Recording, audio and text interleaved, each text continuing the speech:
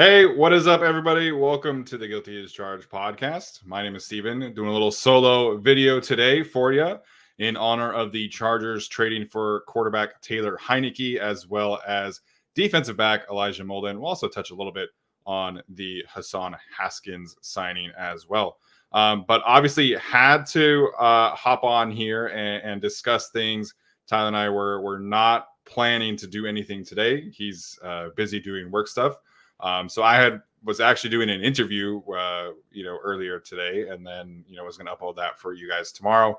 But instead, we'll be having this live video. So busy day for Mr. Joe Hortiz, Chargers general manager, making 2 trades and a waiver claim the day after the Chargers roster cuts became finalized. Well, never final, right? To me, we'll dive into some of the specifics here, but I think from a broader perspective, this really just shows that Joe Hortiz is a man of his word. He promised and said vocally that he was going to continually churn this Chargers roster over, and he has continued to do that throughout training camp, and now obviously, into the waiting period of the regular season. So I'll dive into some of the specifics here for the trades of Taylor Heinicke and Elijah Molden. We don't have all of the financial details, all of the roster, moves obviously coming post there, but a lot to dive into here.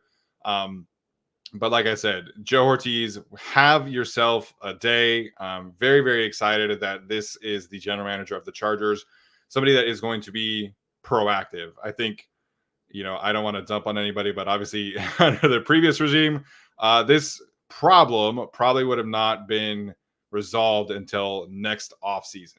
So Joe Hortiz, Jim Harbaugh company, look at this backup quarterback situation and decide to be proactive ahead of week 1 and go make a trade for Taylor Heinicke. So this is just a really smart way to operate, very low cost moves for this franchise. And I think it's just, Joe Hortiz is really, proving to us the kind of GM that he's going to be. Jim Harbaugh said that he was going to be Batman during the draft. Joe Hortiz is going to be Batman during the roster cutdowns. And this is it. So again, we'll get to some of the specifics here. I was told about an hour ago that this trade was going to be happening. I did not hear specifically Taylor Heinicke, but about an hour ago, I was told that there was going to be a trade dropping in the next hour-ish.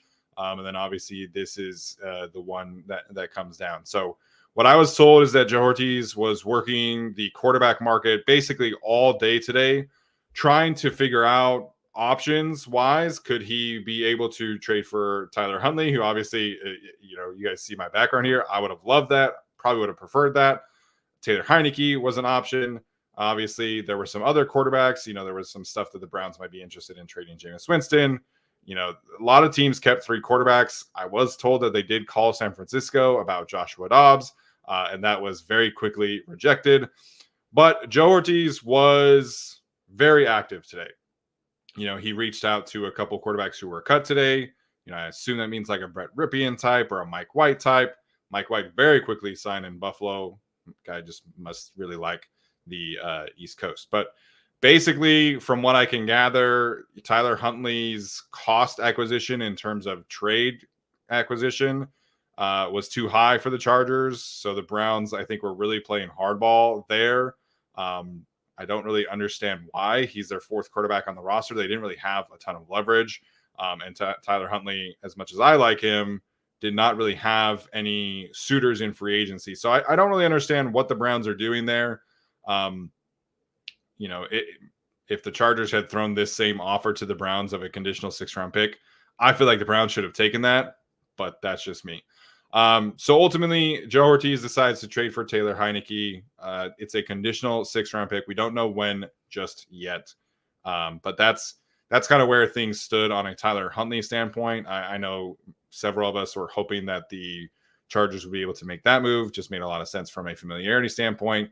But I do think also just the experience of Taylor Heinicke really played a factor here. being able to, kind of elevate the floor of the Chargers offense. And I think maybe stand above like the system might be a little bit of the thinking here, is that, this trade could signify somebody who can really kind of, elevate the backup spot, not just like provide a stable floor. Okay, let's get into some specifics here. Chargers shaking up the 53-man roster right after cuts. So 3 big transactions today. In terms of Taylor Heinicke, like I mentioned, this is a conditional 6th-round pick, courtesy of Diana Rossini. We do not know the corresponding move just quite yet. I would be surprised if the move is to cut Easton Stick. I know everybody's kind of going to expect that is the decision, but Taylor Heinicke has zero familiarity with this offense. He does not know anybody on this Chargers team in terms of the pass catchers, at least that I know of off the top of my head right now. I guess he played with Jaret Patterson. Jaret Patterson might get cut for him. So I do kind of expect Easton Stick to stay on the roster, at least in the short term, while Taylor Heinicke gets up to speed. Now, that could certainly change, but I can't really see the Chargers, only rolling with these 2 quarterbacks who with one of them not knowing the offense. So for the short term, I do kind of expect Easton Stick to be the 3rd quarterback on the roster. Obviously, Nick Niemann and his injury status, will, come down the line here in a minute. But he is going to miss the first 4 weeks of the season. There might be some other injuries, might be some other moves. So I think the Chargers can afford to hold Easton Stick on the roster, at least for a couple of weeks while Taylor Heinicke gets up to speed. But I do not expect him to get cut just quite yet. A couple weeks ago, we did mention Taylor Heinicke as a potential trade target for the Chargers. And one of the exercises that we did was comparing all of the backup quarterbacks who played significant snaps in 2023, at least 100 snaps for their respective teams. Easton Stick and Taylor Heinicke, on the screen here, we'll kind of go over how they stacked up. If you look at adjusted EPA per play among those 22 backup quarterbacks, Heinicke was 3rd in that regard, and Easton Stick was 8th. In terms of success rate, Taylor Heinicke was 7th, and Easton Stick was 12th. If you're unfamiliar with those statistics, basically adjusted EPA per play is measuring how well you are doing at scoring points for your team on a per play basis. Success rate is a little bit different. It's more granular. It's more measuring success on a down-to-down basis. So are you getting your team into positive down and distance instead of, setting them back? So in that regard, Taylor Heinicke was very good. Where it gets a little bit dicier for him is just like general completion percentage, general passer rating. And we can dive into this and what that means here in a second. But CPOE is completion percentage over expectation. Taylor Heinicke was 20th of 22 in that regard, and Easton Stick was 18th. So basically, like, how are you elevating your pass catchers on a given play and, versus what is expected? In terms of turnover worthy percentage, this is where Easton Stick did better than Taylor Heinicke. Heinicke was 19th of 22 in 2023, and Easton Stick was 8th. And then pressure to sack rating, Taylor Heinicke was 9th, and Easton Stick was 15th. So if you kind of zoom out and look at these 2 quarterbacks, they're very different stylistically. But I think with Taylor Heinicke, we all kind of have watched him play a bit. We all kind of know that he's a bit more of a gamer quarterback, somebody that is more of a risk taker. If you watch the 2021 season, the Chargers actually went from playing Ryan Fitzpatrick to Taylor Heinicke right in a row, or that might have been 2022. Anyways, so that's kind of the stylistic quarterback that you're getting here. Taylor Heinicke is going to take some chances that somebody like Easton Stick is not going to be doing. So that's the biggest difference, right? Is Easton Stick, when you're playing a quarterback like Easton Stick, you're using his legs in the run game, and you're trying to avoid mistakes.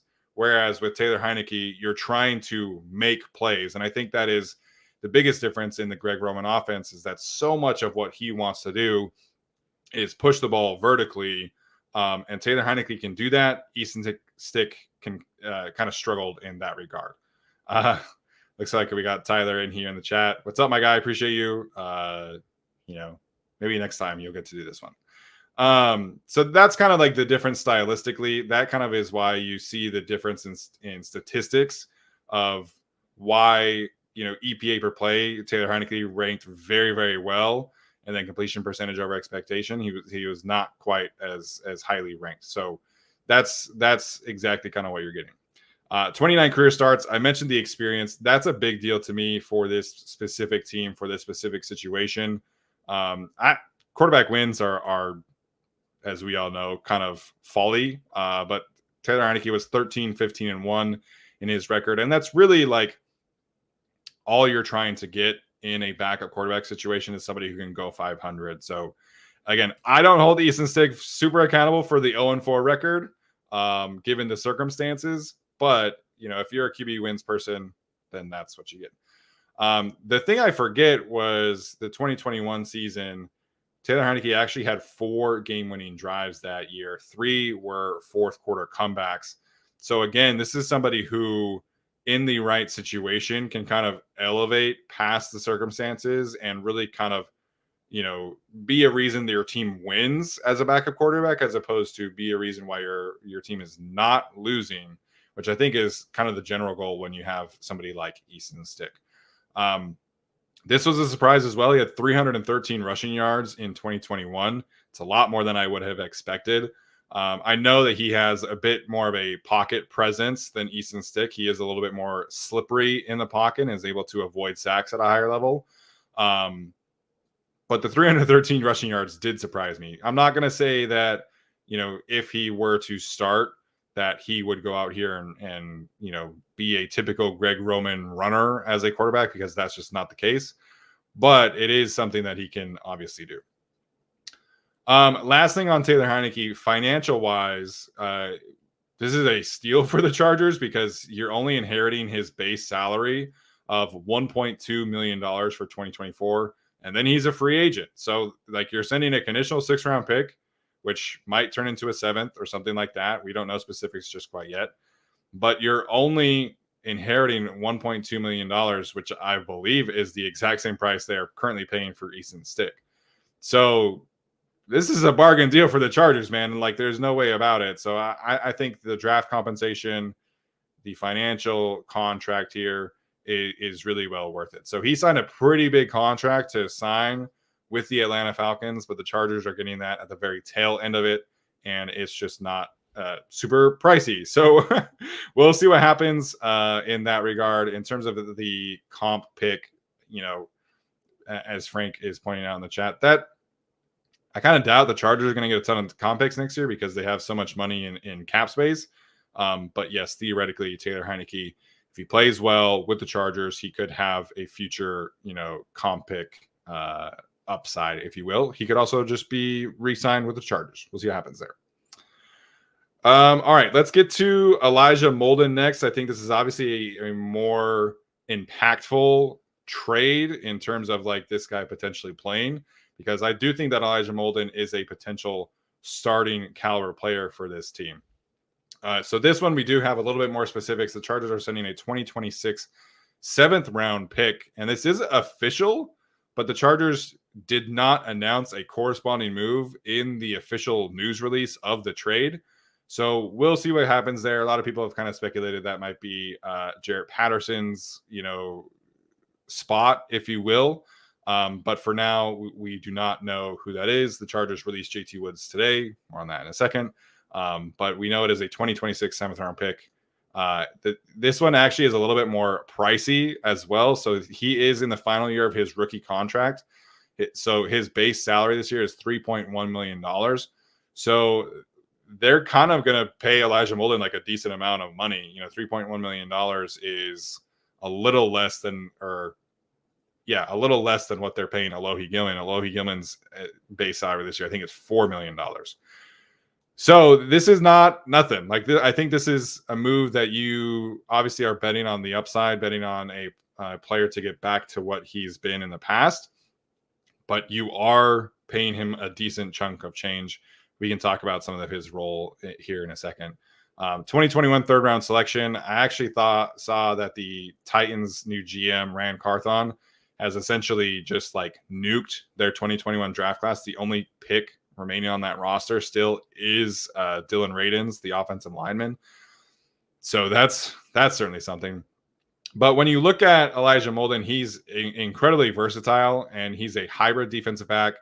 If you look at his career snap totals here on the screen, he's played 378 snaps in the box as a safety. He's played 749 snaps in the slot, and then he has 289 snaps at free safety. So he started his career as a slot defender, primary slot defender, and then in 2022, he was actually injured, missed most of the season. 2023, he moved kind of more to a hybrid safety slot role. So this is somebody who could play in a variety of spots. I'm not going to sit here and pretend like I know, a ton of his film statistics, but I think this kind of style of slot defender has really been missing from the Chargers. What we've seen in training camp and what we've seen so far in the preseason. So in 2021, when he was a slot defender, he had 7 pressures, 1 sack, 1 quarterback hit, which is not a ton, but stylistically, I think this is just a much better match for what Jesse Minter is looking for. Physical, tackler, blitzer. I think they like Jasir Taylor. I don't think they love Jasir Taylor, and I don't think Tarheeb still is quite ready for a starting role. So I do think that there is a real chance that Elijah Molden starts for this team. Maybe not right away. Maybe this is more of a, after the bye week kind of thing. But to me, they're making this move because they wanted to upgrade the slot and maybe add some safety versatility. I think we see Elijah Molden get back to who he was in 2021. So funny thing about that 2021 season, Bud Dupree was on that Tennessee Titans team. Tahir Tart was on that Titans team. Obviously, Christian Fulton was on that Titans team. And now Elijah Molden was on that team. So Jesse Minter was coaching at Vanderbilt in Nashville during that 2021 season. And that guy must have been calling Mike Vrabel, studying his defense.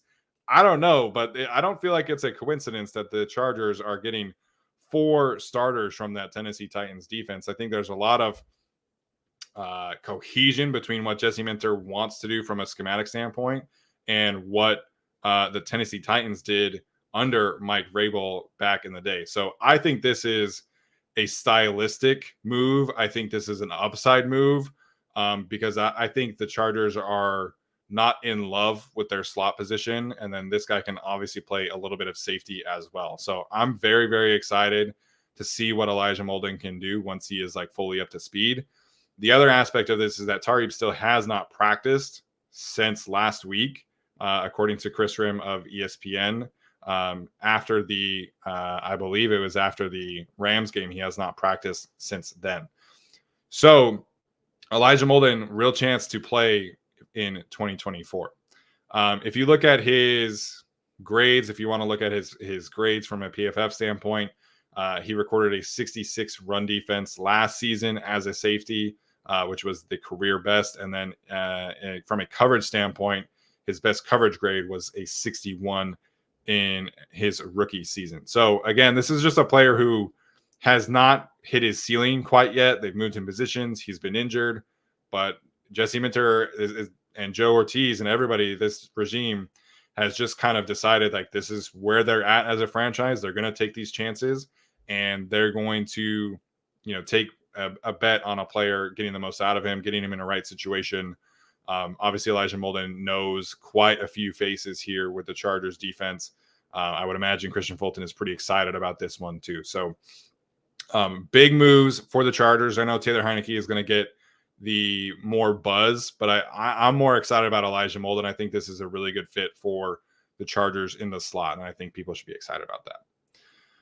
All right, last one here. The Chargers did put a waiver claim in on Hassan Haskins. I think if you had polled all of us what waiver claim the Chargers would be doing, a running back is probably not the one that we would have guessed. But Hassan Haskins, obviously former Michigan running back here. The Chargers did waive JT Woods in a corresponding move. So JT Woods is going to go through waivers. If he does not get claimed from another team, I do expect the Chargers to kind of bring him back. I think they're really intrigued in him as a cornerback. But for now, his time with the Chargers is over. We'll see what happens tomorrow. To me, this is a special teams move. This is not an offensive move. I know he is technically a running back. But Brian Callahan a couple weeks ago called him a special teams demon. And that is really backed up by what his role was with the Titans when he was a rookie, as well as his time at Michigan. Our guy Gavino Borges tweeted out a clip of Jay Harbaugh sending out special teams highlights of Hassan Haskins. Like, this is where he was at. So he served as the Titans' main kickoff returner in 2022, averaging 21.8 yards per attempt, which is not like great, but it's above average, I would say, based off of what I looked at on Pro Football Focus. He did have 13 special teams tackles in 2022, which was second most on the Titans that year. To me, this move is a Nick Niemann replacement. Now, they could have easily done that with one of the linebackers, but for somebody who is a true special teams ace, if you will, I don't think you were getting that out of Shane Lee or Shaq Quarterman. I mean, obviously Ryan Ficken can do no wrong, and if he wanted to elevate those guys, I think they would have. But to me, this is a Ryan Ficken signing. This is a special team signing. So if you look at his ability as a runner, it's not great. It's slightly better than Isaiah Spiller, I guess. But he has 25 career regular season rushing attempts, 93 yards, 3.7 per attempt, 0 touchdowns. And then this preseason, he had 71 yards on 23 attempts, which is 3.1 yards per carry. He did have 2.39 yards per contact yards after contact per attempt, which is good. And two forced missed tackles, which is fine, but it's not great. He's not a legit like impact running back. He is a special teams player. So Tyler wrote an article today about Ryan Ficken and his influence with the Chargers, and we spoke about it yesterday. He has a ton of influence. He obviously scouts these players at a really high level, and if these other coaches are, tasking him as a special teams demon, that is definitely somebody who is going to be interested in Ryan Ficken. So again, some people kind of debating, is this a Jared Patterson thing? Is this an Isaiah Spiller thing? This is a Nick Niemann move to me. He is a special teams player. He is somebody who can work as your punt protector. That's Nick Niemann's role on punt team. He can work in the middle of your kickoff return. He can tackle. He can hit. He's a physical player. So that is what you are getting in Hassan Haskins. Contractually, he was injured in last year's training camp, and they put him on season-ending injured reserve. So his contract went from a rookie draft pick contract to essentially an undrafted free agent contract. So my understanding of this situation contractually is that the Chargers would have him under control for this season and next season, and then he would be a restricted free agent after that. So it is a younger player who doesn't have a ton of tread on the tires in terms of his carries. So theoretically, you still have some upside as a runner. Maybe in a better situation, this guy can make an impact as a runner. We'll see, because the Tennessee Titans offensive line the last few years has been truly awful as they have pivoted away from Taylor Lewan and that group. So again, not a ton to take away from the Hassan Haskins move in terms of him as a runner. This is purely a special teams signing. All right. What a day, you guys. Chargers trading for Taylor Heinicke, Elijah Molden. They make the waiver claim in on Hassan Haskins. Just is so refreshing to see Mr. Joe Hortiz living up to his word and being able to make these moves out. So if you guys have any questions, I'll take questions for like 10 minutes, and then I'm going to go head out and take some dinner. So make some dinner, I should say. So I'll take some questions for 10 minutes. And if you guys want to send in some super chats, I'll make sure and answer them. Somebody's sending in here in the chat, we did another signing. Is that true?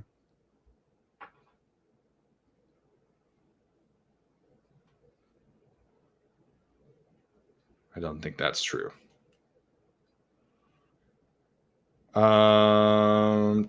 I see Lewisine signed somewhere else in the practice squad. Yeah, he is not signing with the Chargers, for whoever is saying that. Okay. All right. Questions. We'll get to them. Nick pointing out in the chat, JT Woods probably joining Telesco in Vegas. Maybe. We'll see. I don't know if I would buy that just quite yet. The Raiders did also just make a couple of moves defensively, including signing Thomas Harper, which sucks. I was really upset about that one. Yeah, forgotten. LOL Cal. Now imagine the chance of moves being made during the midseason when adjustments are needed. I think this team, again, they just made a couple of trades. Jason Reed from Bolby pointed out that they just made more in-season trades today than Tom Telesco ever did, which is fun. But I still think this team is in like prime position to make a trade midseason if they want to go get like an impact. Offensive linemen generally don't get traded, but if they want to go solve their center spot for the long haul, maybe you go trade for a center, maybe you go trade for another defensive tackle. Maybe you just feel like you need like a legit starting linebacker. I kind of doubt that last one, but I do think that this team is primed for a midseason trade. Gabriel asking about Mustafer. What's his first name? I forget his first name. Sam Mustafer, the veteran center for the formerly of the Broncos, Ravens, and the Chicago Bears. I was a little bit confused about this because the Broncos beat reporter who tweeted about this said that he was signing with the practice squad, and then the Chargers did their practice squad and they did not include him. So that could be a formality that could be happening tomorrow. Maybe they just need to get him out to LA. Maybe they're waiting to see if they actually want to sign him to the active roster, but TBD there. I do trust the Broncos beat reporter who tweeted it out for what it's worth. I think this transaction is just going to happen at a later date. Wrong Speedy Molden starting in the slot week 1. I don't think week 1, but I think like after the bye, when he's like fully up to speed, I could see that happening for sure.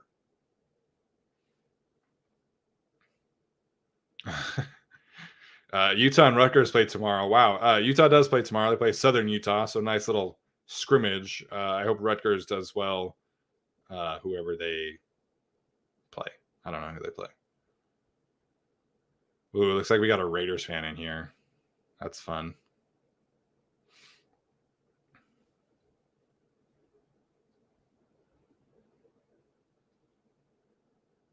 Releasing Easton Stick. I touched on this earlier. I kind of doubt it. I think he's on the roster week 1. I think that's kind of like a post-buy thing. And then you see what happens.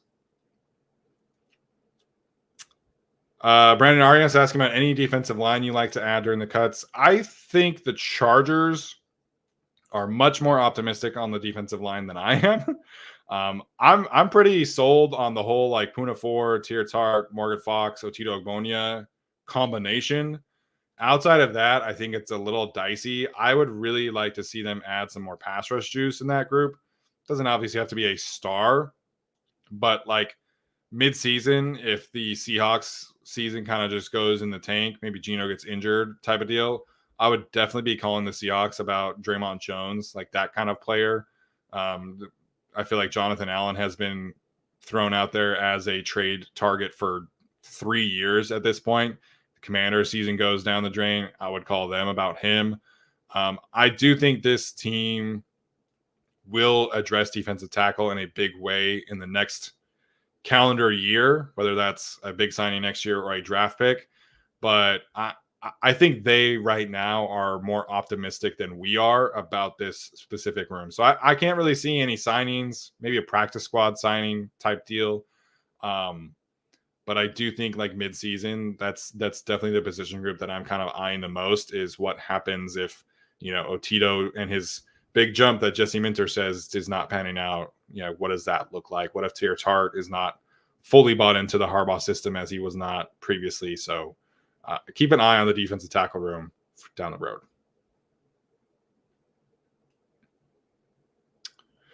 Unknown says, do you think we should trade for a tight end? Maybe. I think they are very comfortable with Will Dissly and Hayden Hurst as their main guys. And I think this team really likes Stone Smart. I know Ryan Ficken really likes Stone Smart. Greg Roman, like, nonchalantly compared him to Delaney Walker. So I think they're pretty high on this tight end room. But I do wish there was a bit more of a long-term option here. That's why I think we wanted them to draft a tight end, is just because, like, they don't really have anything long-term. Will Dissly, I guess, is going to be around for at least 2 years. But yeah.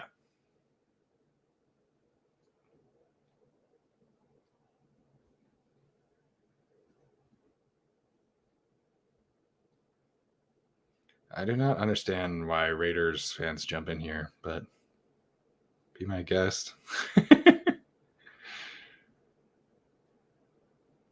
Okay. Yeah, Craig, draft tight end level next year. I love him. He's fantastic. So,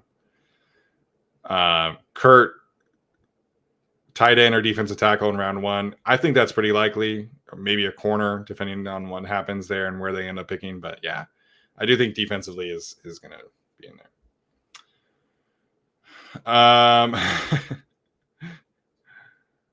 Isaac Lopez, what are you making for dinner, if you don't mind me asking? So Brooke and I do HelloFresh. I love doing it. It's super easy. I hate grocery shopping.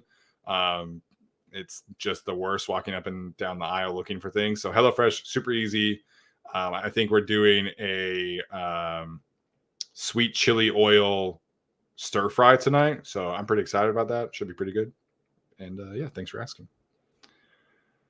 All right, you guys, that's going to do it for me tonight. Appreciate all of you for tuning in. Super fun day for the Chargers, trading for Taylor Heinicke and Elijah Molden. I do expect Mr. Joe Hortiz to keep turning over this roster, man. He's just been truly a breath of fresh air. That's going to do it for me today. I'll have some interviews dropping later this week, so stay tuned for those. Make sure like, subscribe, comment, all that good stuff does really help continue to grow the show. And we'll see you next time. As always, bolt up.